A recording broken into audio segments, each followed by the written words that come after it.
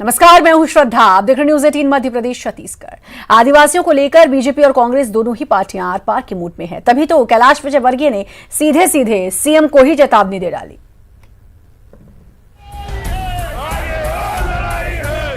मध्य प्रदेश में आदिवासियों के जनगणना को लेकर सियासत लगातार गर्माती जा रही है।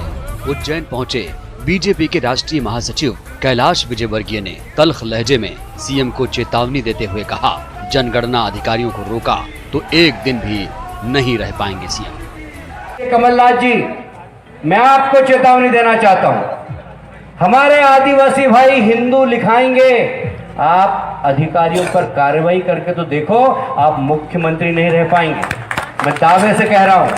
दरअसल पहले संघ की ओर से कहा गया है कि जनगणना में आदिवासियों को हिंदू लिखवाने के लिए अभियान चलाया जाएगा, जिस पर सीएम कमलनाथ ने सख्त तेवर अपनाते हुए कह डाला कि ऐसा एमपी में होने नहीं दिया जाएगा। ऐसा करने वाले जनगणना अधिकारियों पर कार्रवाई की जाएगी। बीजेपी और कांग्रेस की ओर से जारी बयानबाजी से लगता है कि दोनों ही पक्ष मामले को ठंडा होने नहीं देना चाह रही है। जो कैलाश विजयवर्गीय अपने भाषण में कह रहे हैं, जहर फैलाने का काम तो बीजेपी करती है। आज़ादी के पहले अंग्रेज़ों की मुखबरी करते थे और आज़ादी के बाद अंग्रेज़ों की नीति को इन्होंने अपनाया, फूट डालो राज करो वाली, और तुष्टीकरण की राजनीति ये करते हैं। कांग्रेस ने कभी तुष्टीकरण की राजनीति का सहारा नहीं लिया है। एमपी में आदिवासियों की करीब 20% आबादी है, जिसको देखते हुए बीजेपी और कांग्रेस दोनों ही पार्टियां उनको अपने पाले में रखने के लिए कोई कोर कसर नहीं छोड़ना चाह रही हैं। न्यूज 18 के लिए उज्जैन से आनंद निगम और भोपाल से अनुराग श्रीवास्तव की रिपोर्ट। उज्जैन में सीए के विरोध में चल रहे 15 दिनों के विरोध प्रदर्शन के बीच बीजेपी ने सीए के पक्ष में समर्थन मार्च निकाला। इस मार्च में कैलाश विजयवर्गीय भी शामिल हुए और उन्होंने कार्यकर्ताओं को संबोधित किया। इस संबोधन के दौरान उन्होंने सीएम कमलनाथ को अमर्यादित तरीके से धमकी दे डाली।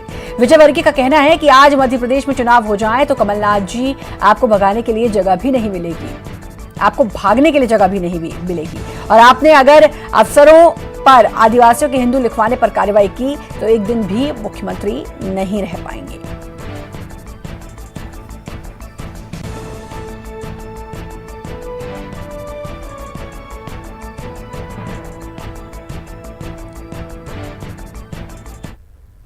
शिवराज सरकार में शुरू की गई संबल योजना में बड़ा फर्जीवाड़ा उजागर हुआ है। कमलनाथ सरकार की ओर से कराई गई जांच में खुलासा हुआ है कि संबल योजना में 68 लाख से ज्यादा हितग्राही फर्जी शामिल थे।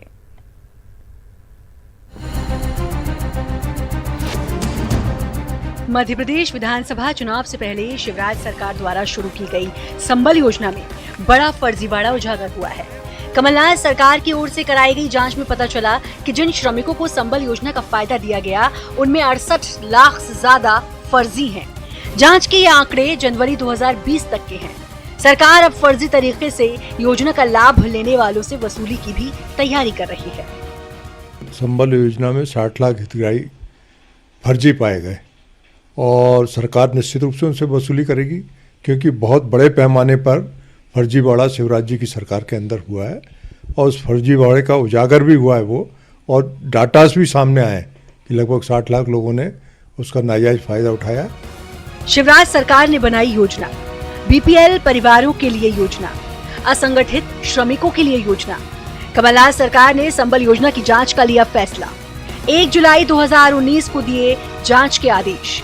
योजना में 68,22,489 हितग्राही अपात्र मिले। जनवरी 2020 तक के आंकड़े। वहीं सरकार की इस जांच पर बीजेपी ने सवाल खड़े किए हैं। बीजेपी की माने तो मौजूदा सरकार केवल हटाने बंद करने का काम कर रही है।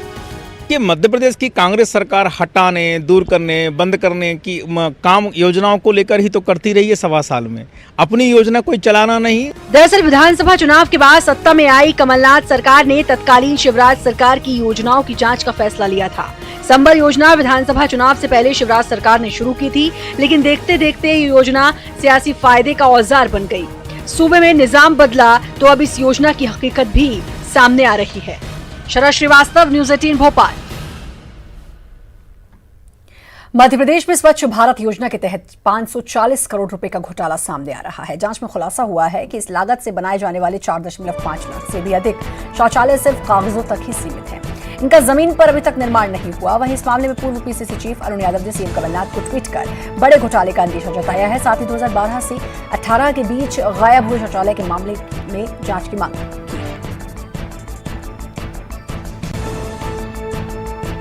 शौचालय तकरीबन 4.5 लाख शौचालय जो गायब हुए हैं उनकी जांच की मांग की गई है।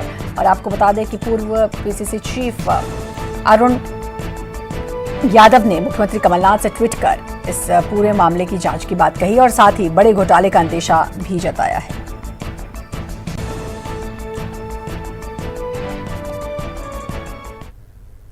सवा साल का कार्यकाल पूरा करने जा रही कमलनाथ सरकार ने अब पुलिसिया जमावट तेज कर दी है। राज्य सरकार ने एक साथ 52 अफसरों के तबादले कर दिए। मैदानी अफसरों से लेकर पीएचक्यू स्तर पर सरकार ने आला पुलिस अफसरों के कामकाज में बड़ा फेरबदल किया है।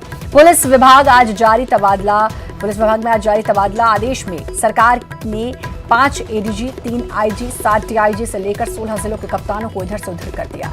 सरकार ने जिन अफसरों को तबादले किए उनमें सबसे अहम पुलिस प्रशासन का जिम्मा संभाल रहे कैलाश मकवाना को 3 महीने से कम समय में हटा दिया गया और इसकी जिम्मेदारी अजय कुमार शर्मा को सौंपी गई है। सरकार ने लंबे समय से इंटेलिजेंस देख रहे मकरन देवस्कर को हटाते हुए डी श्रीनिवास शर्मा को इंटेलिजेंस का जिम्मा सौंपा गया है। एडीजी जीपी सिंह को एंटी नक्सल ऑपरेशन बनाया गया है। सरकार ने छतरपुर में एसडीएम दफ्तर में तोड़फोड़ की साजिश के मामले में डीआईजी अनिल माहेश्वरी को हटाते हुए पीएचक्यू में पदस्थ किया है।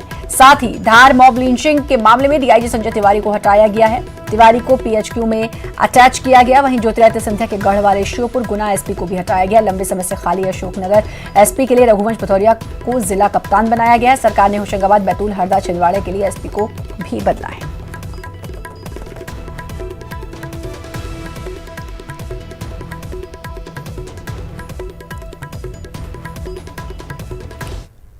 और भोपाल जहां आईपीएस तबादलों पर अब सियासत शुरू हो चुकी है। नेता प्रतिपक्ष गोपाल भार्गव ने सरकार पर निशाना साधा और एमपी में तबादलों का उद्योग फिर से शुरू हो गया है। कहा अभी तो सिर्फ 52 आईपीएस ही बदले हैं, आगे लंबी सूचियां आएंगी।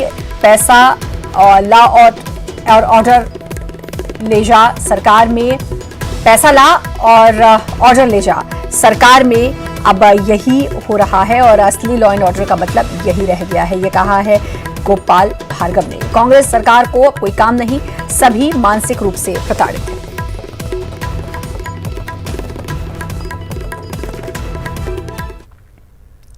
प्रदेश का स्कूल शिक्षा विभाग सख्ती के मूड में है और शिक्षकों को रिजल्ट ओरिएंटेड काम करने के लिए तैयार किया जा रहा है। पूरी खबर रिपोर्ट में देखिए।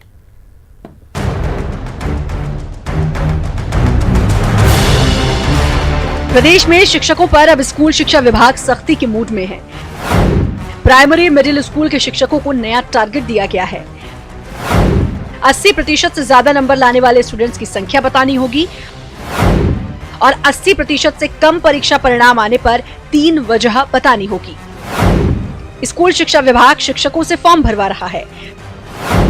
15 फरवरी तक प्रिंसिपल और शिक्षकों को सर्टिफिकेट्स देने हैं।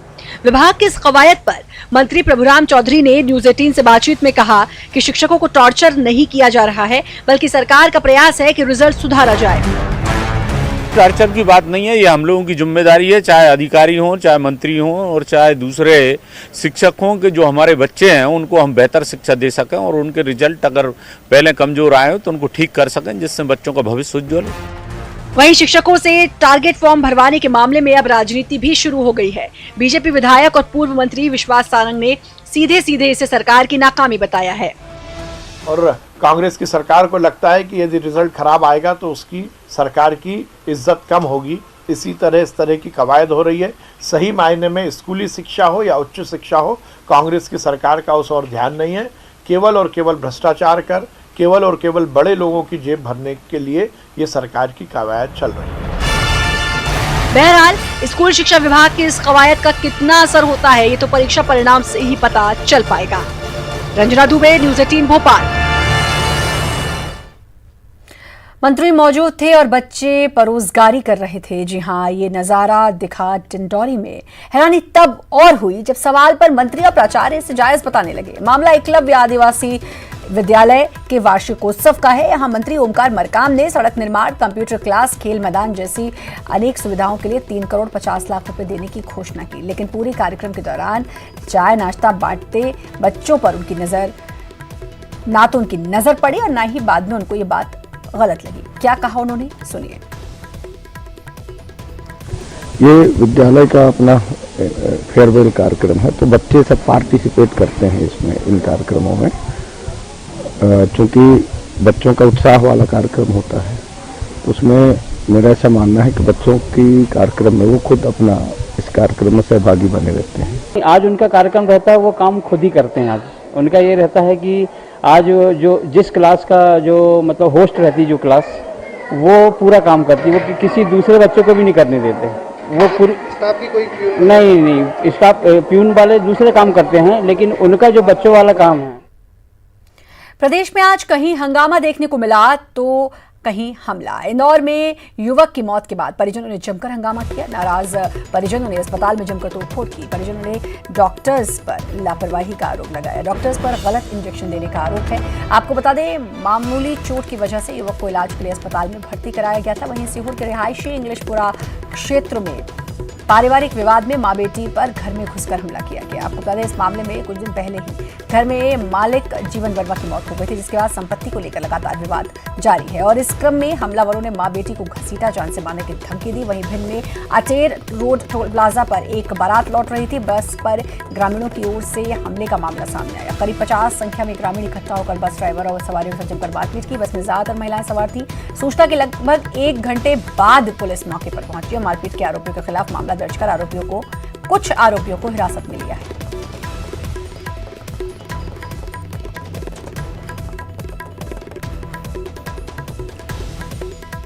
पन्ना के ग्राम रमखिरिया के पास यात्री बस पलट जाने से 2 स्कूली छात्रों की मौत हो गई, जबकि 21 लोग घायल हो गए, जिनका पन्ना के जिला चिकित्सालय में इलाज जारी है। बताया जा रहा है कि बस पहाड़ी खेरा से पन्ना की ओर जा रही थी और इस बस में स्कूली छात्र छात्राएं सवार थे। वहीं छतरपुर में तेज रफ्तार कार खाई में गिर गई। हादसे में एक सवार की मौत हो गई, कार सवार की मौत हो गई। वहीं 2 लोग घायल हैं। बताया जा रहा है कि बारातियों को लेकर कार यूपी से बसंतपुर जा रही थी, तभी लवकुश नगर थाने के बसाहर नाले के पास कार हादसे का शिकार हो गई।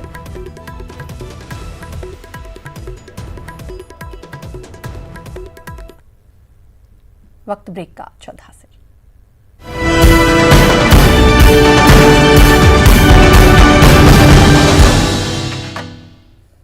ब्रेक के बाद एक बार फिर से आपका स्वागत है। मध्य प्रदेश में मिलावटखोरों के खिलाफ कार्रवाई करने में अब देरी नहीं होगी। ऐसा इसलिए क्योंकि देश की पहली हाईटेक माइक्रोबायोलॉजी लैब ने काम करना शुरू कर दिया है। स्वास्थ्य मंत्री तुलसी सिलावट ने राजधानी भोपाल में इस लैब का उद्घाटन किया। इस मौके पर उनके साथ स्कूल शिक्षा मंत्री प्रभुराम चौधरी भी मौजूद रहे। इस लैब में खाद्य पदार्थों के साथ साथ दवाइयों के सैंपल की भी जांच हो सकेगी। अभी तक इनकी जांच के लिए सैंपल भोपाल से बाहर भेजने पड़ते थे। भोपाल में ये लैब करीब 2 करोड़ 86 लाख की लागत से बनकर तैयार हुई है। अब तक जिन सैंपल्स की जांच रिपोर्ट के लिए 1 से 2 हफ्तों का वक्त लगता था, अब 24 घंटे के अंदर ही वो रिपोर्ट्स मिल जाया करेंगी।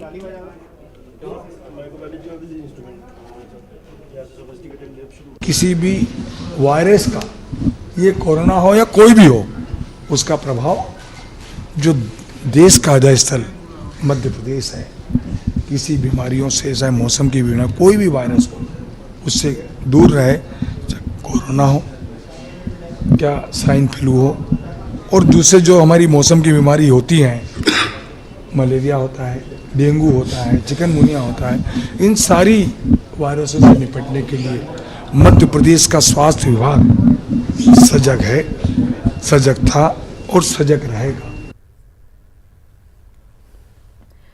प्रदेश में जल्द ही पंचायत चुनाव होने जा रहे हैं, लेकिन इससे पहले मुख्यमंत्री कमलनाथ पंचायतों को लेकर अहम बैठक करने जा रहे हैं। पंचायत और ग्रामीण विकास विभाग की बैठक में मुख्यमंत्री पंचायतों में हो रहे कामकाज की समीक्षा करेंगे। इस मामले पर न्यूज 18 से बात करते हुए पंचायत मंत्री कमलेश्वर पटेल ने कहा कि सरकार की कोशिश है कि ग्रामीण इलाकों में तेजी से विकास काम किए जाएं।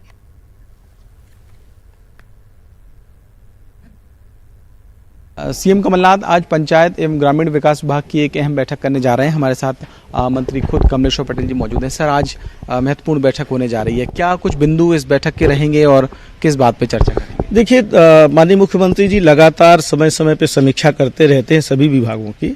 आज का जो महत्वपूर्ण विषय है, जो वचन पत्र में जिन बिंदुओं का उल्लेख किया गया था, कितना इम्प्लीमेंट हो गया, कितना अभी रह गया है, उसको कैसे करना है, इन विषयों पे चर्चा होनी है। और हम ये कह सकते हैं कि हमारी सरकार जो वचन देती है उसको पूरा करने के लिए पूरी संजीदगी से काम करती है, उसी दिशा में हम लोग काम कर रहे हैं। चुनाव भी आ रहे हैं, उस लिहाज से भी इस बैठक को महत्वपूर्ण माना जा रहा है। क्या कोशिश होगी कि जो काम तेजी से होने चाहिए पंचायतों में, निकायों में, उन पर भी जोर रहेगा? स्वाभाविक रूप से विकास के कार्य तो लगातार निरंतर प्रक्रिया होते रहना चाहिए, उसकी भी समीक्षा हम लोग करते रहते हैं। तो इसकी भी समीक्षा होगी, उसकी अलग से होगी। हम तो विभागीय डेली समीक्षा कर रहे हैं। परसों भी हमारा आरईएस का और प्रधानमंत्री सड़क के पूरे प्रदेश भर के अधिकारियों को बुलाया है।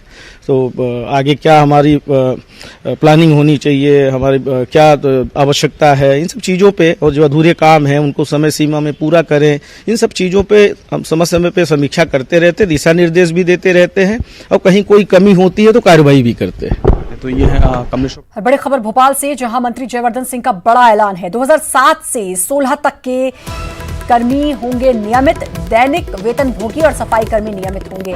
नगरीय निकायों में सेवा देने वाले नियमित होंगे। रिटायरमेंट की उम्र बढ़ाने पर भी अब फैसला, पेंशन स्कीम का लाभ देने पर भी होगा फैसला, छुट्टियों की संख्या बढ़ाए जाने पर भी होगा फैसला। मैं आपको आश्वासन देता हूं, जो आपने मांग की है कि पूरे प्रदेश भर में हर एक नगरीय निकाय में जो भी हमारे दैनिक वेतन कर्मचारी हैं 2007 और 2016 के बीच में उनका विलीनीकरण किया जाएगा। और अनुराग हमारे संवाददाता हमारे साथ जुड़ चुके हैं। अनुराग, बड़ी सौगात दी है, कहीं ना कहीं राहत जरूर मिली होगी अब। बिल्कुल, देखिए 16 नगर निगमों समेत कई नगरीय निकाय हैं मध्य प्रदेश में, जहां पर हजारों की संख्या में दैनिक वेतन भोगी काम कर रहे हैं। इसके अलावा सफाई कर्मी हैं जो कि दैनिक वेतन भोगी के तौर पर वो काम कर रहे हैं, और अब उनको सरकार ने बड़ा फैसला लेते हुए उनको नियमित करने का फैसला लिया है। मंत्री जयवर्धन सिंह ने इस बात का ऐलान कर दिया और इस प्रस्ताव को जल्दी कैबिनेट में लाकर उस पर मुहर लगाने की बात कही गई है। मंत्री जयवर्धन सिंह ने यह भी साफ कर दिया है कि जो खाली पद नगरीय निकायों में पड़े हुए हैं वहां पर दैनिक वेतन भोगियों को की सेवाएं लेने का काम सरकार करेगी। तो एक बड़ा फैसला कमलनाथ सरकार का माना जा सकता है, जिसमें वो नगरीय निकाय चुनाव से पहले दैनिक वेतन भोगियों को खुश करने की तैयारी में। इसके अलावा मंत्री जयवर्धन सिंह ने इस बात का भी ऐलान किया है कि जो नगरीय निकाय के कर्मचारी हैं उनको राष्ट्रीय पेंशन देने की योजना का लाभ देने का काम किया जाएगा। और इसके अलावा जो अवकाश छुट्टियां अभी तक अधिकारी कर्मचारियों को मिलती हैं 240 दिन की, उसको बढ़ाकर 340 दिन का किया जाएगा। तो कई बड़ी सौगात देने का ऐलान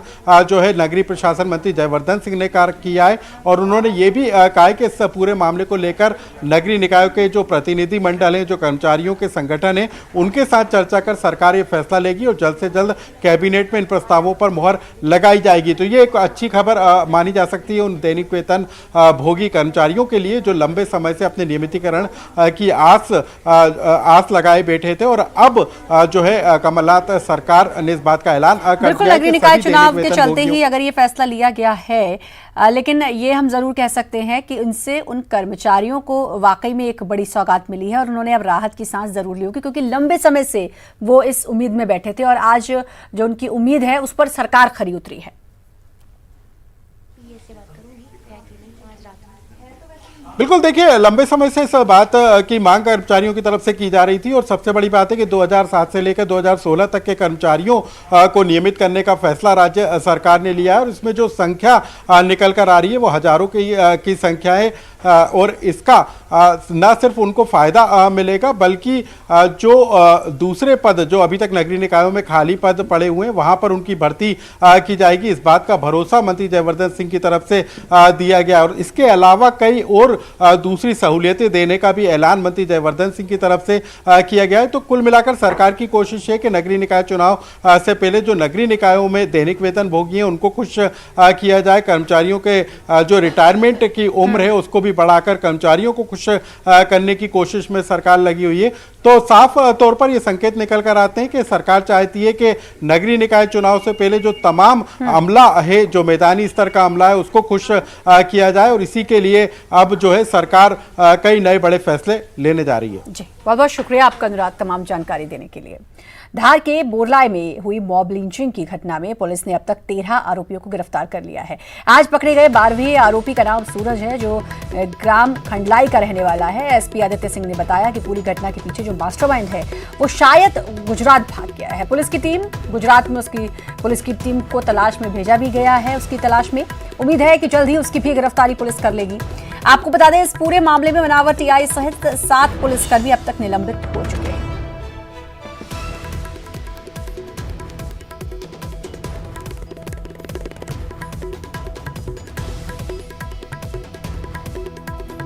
देखिए, अभी तक 12 लोगों की गिरफ्तारी हो चुकी है और उसमें अभी हमने 35 लोग चिन्हित किए हैं और अन्य भी फुटेज जो है खंगाले। इंदौर का प्रसिद्ध खजराना गणेश मंदिर का खजाना खुल गया है। दरअसल खजराना मंदिर की दान पेटियों को खोला गया और उनकी गिनती शुरू की गई। सोमवार को दिन भर किए गए गिनती में अब तक 60,86,000 रुपए मिले हैं। बची हुई पेटियों की गिनती अब मंगलवार को की जाएगी।